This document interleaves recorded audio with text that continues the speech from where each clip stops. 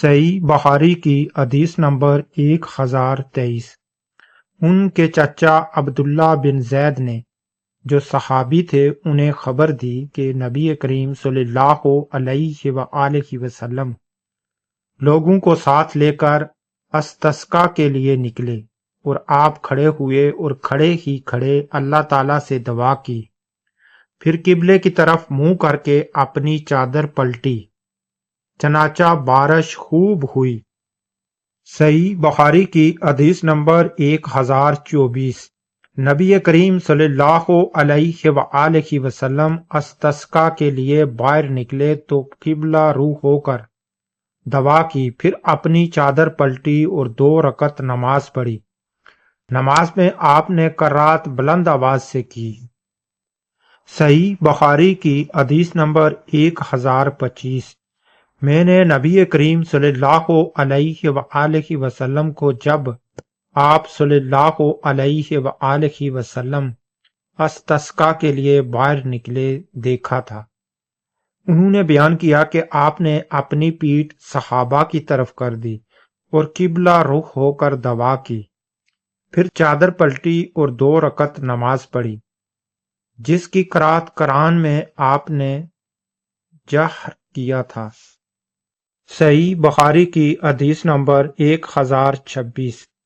نبی کریم صلی اللہ علیہ وآلہ وسلم نے دعائے استسقاء کے تو 2 رکعت نماز پڑھی اور چادر پلٹی۔ صحیح بخاری کی حدیث نمبر 1027۔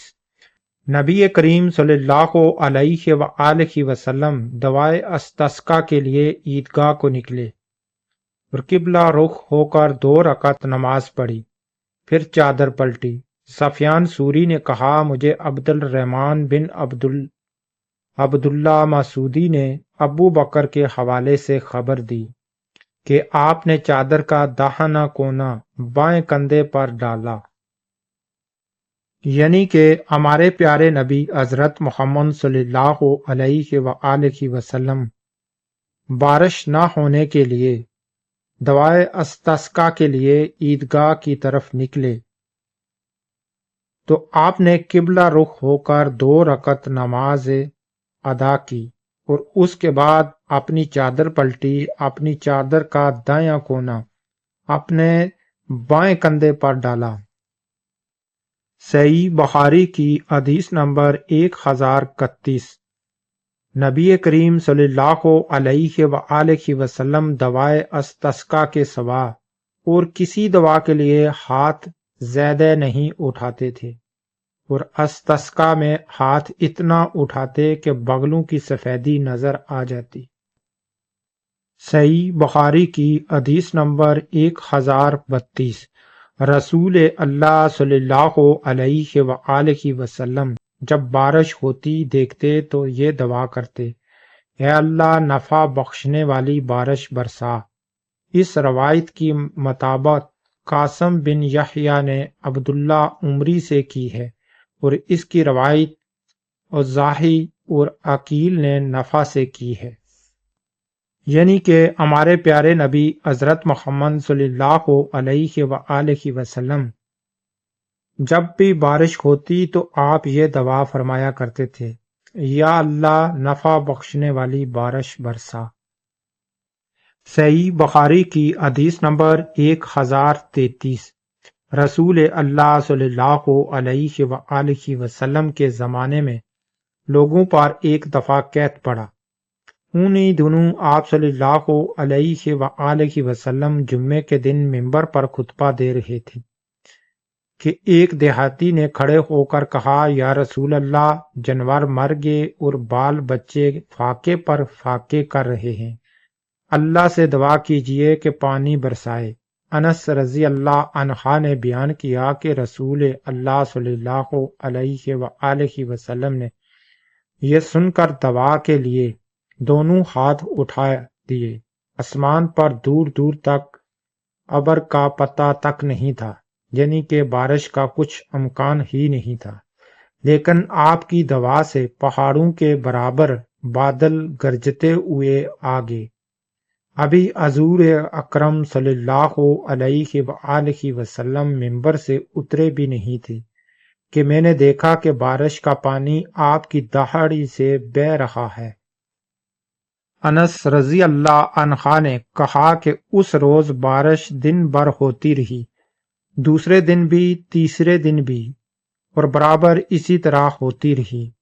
اسی طرح دوسرا جمعہ آ گیا، پھر یہی بدو یعنی کہ دیہاتی یا کوئی دوسرا شخص کھڑا ہوا اور کہا کہ یا رسول اللہ صلی اللہ علیہ وآلہ وسلم، کثرت بارش سے عمارتیں گر گئی اور جانور ڈوب گئے، ہمارے لیے اللہ تعالیٰ سے دعا کیجیے۔ چنانچہ رسول اللہ صلی اللہ علیہ وآلہ وسلم نے پھر دونوں ہاتھ اٹھائے اور دعا کی کہ اے اللہ، ہمارے اطراف میں بارش برسا اور ہم پر نہ برسا۔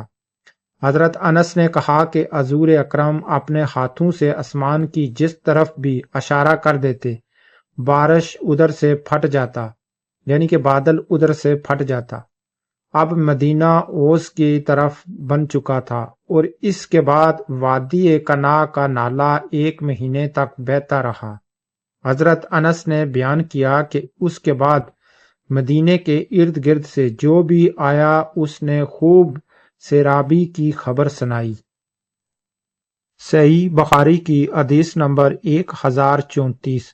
جب تیز ہوا چلتی تو حضور اکرم صلی اللہ علیہ وآلہ وسلم کے چہرہ مبارک پر ڈر محسوس ہوتا تھا۔ صحیح بخاری کی حدیث نمبر 1036۔ نبی کریم صلی اللہ علیہ وآلہ وسلم نے فرمایا کہ قیامت اس وقت تک نہ آئے گی جب تک علم دین نہ اٹھ جائے گا اور زلزلوں کی کثرت نہ ہو جائے گی اور زمانہ جلدی جلدی نہ گزرے گا اور فتنے فساد پھوٹ پڑیں گے اور حرج کی کثرت ہو جائے گی، اور حرج سے مراد قتل ہے۔ قتل اور تمہارے درمیان دولت و مال کی اتنی کثرت ہوگی کہ وہ ابل پڑے گا۔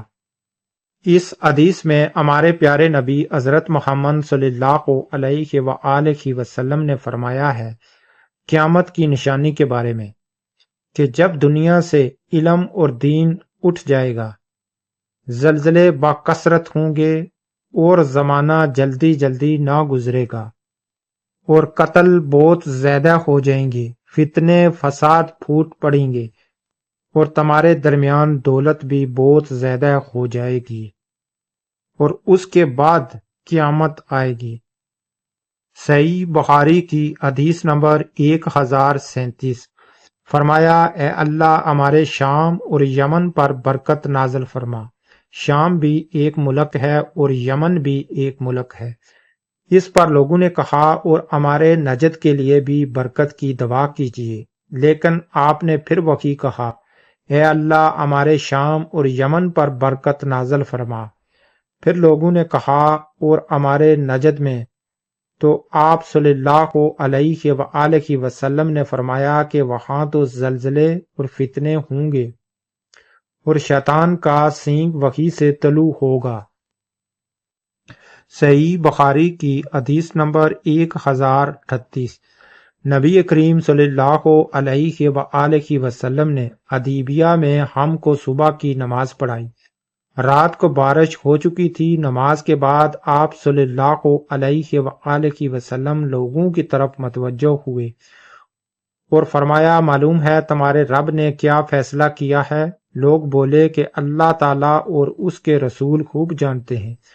آپ صلی اللہ علیہ وآلہ وسلم نے فرمایا کہ پروردگار فرماتا ہے آج میرے 2 طرح کے بندوں نے صبح کی، ایک مومن ہے ایک کافر، جس نے کہا اللہ کے فضل و رحم سے پانی پڑا یعنی کہ بارش ہوئی، وہ تو مجھ پر ایمان لایا اور ستاروں کا منکر ہوا، اور جس نے کہا فلاں تارے کی فلاں جگہ آنے سے پانی پڑا یعنی کہ بارش ہوئی،